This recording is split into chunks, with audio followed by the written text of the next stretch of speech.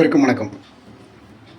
Super star ரஜினிகாந்துக்கு அரசியலில் வாய்ப்பு கிடைச்ச மாதிரி வேறு யாருக்குமே கிடைக்கல, இன்க்ளூடிங் எம்ஜிஆர். எம்ஜிஆர் கூட சூப்பர் ஸ்டார் ரஜினிகாந்துக்கு கிடைச்ச வாய்ப்பு கிடைக்கல. அந்த அளவுக்கு அரசியலில் வர்றதுக்கு, ஜெயிக்கிறதுக்கு ரஜினிகாந்துக்கு அவ்வளவு வாய்ப்புகள் வந்தது, வரிசையாக வந்தது.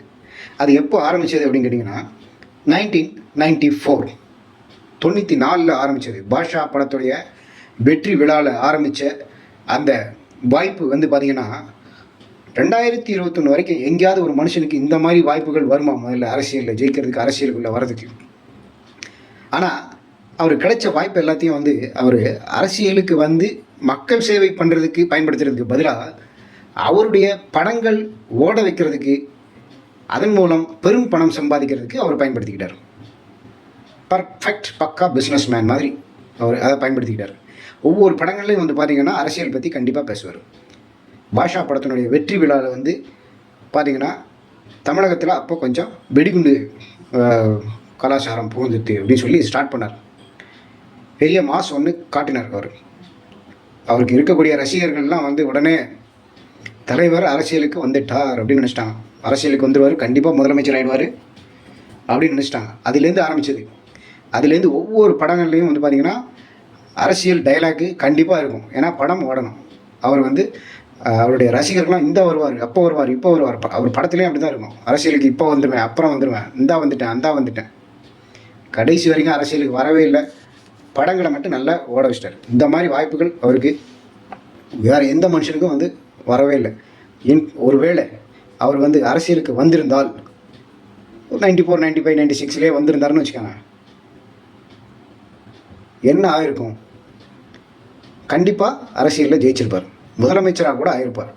ஆனால் தொடர்ந்து பதவியில் இருந்திருப்பாரா, தொடர்ந்து முதலமைச்சராகவே இருந்திருப்பாரா, ஜெயிச்சிருப்பாரா அப்படிங்கிறதெல்லாம் வந்து தெரியவே தெரியாது. ஏன்னா அவருடைய மைண்ட் எப்படி அப்படிங்கிறது யாராலையும் வந்து கணிக்க முடியாது. எல்லா விஷயத்தையும் வந்து வெளிப்படையாக பேசிடுவார், டக்குன்னு மனசில் தோன்றதை வந்து சொல்லிடுவார்.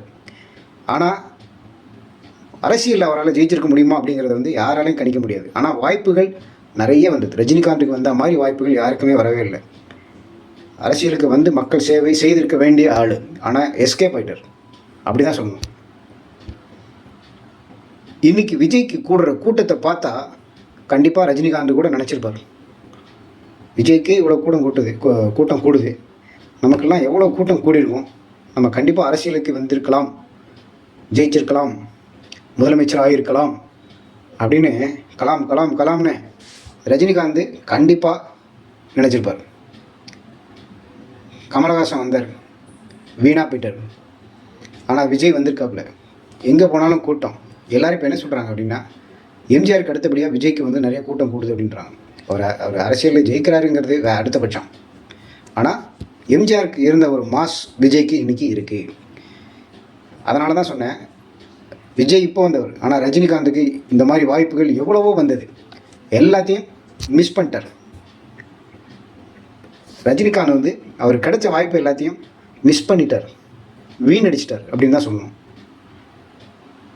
அரசியல் வாய்ப்புகளை அரசியலில் வந்து ஜெயித்து முதலமைச்சராகி ஒரு தமிழ்நாட்டில் எம்ஜிஆருக்கு அடுத்தபடியாக ஒரு தன்னுடைய பேரை அரசாங்கத்தினுடைய தமிழக அரசினுடைய வரலாற்றில் தன்னுடைய பேரை பதிவு செய்கிறதுல ரஜினிகாந்த் வாய்ப்புகளை இழந்து விட்டார், வாய்ப்புகளை மிஸ் பண்ணிட்டார் அப்படின்னு தான் சொல்லணும்.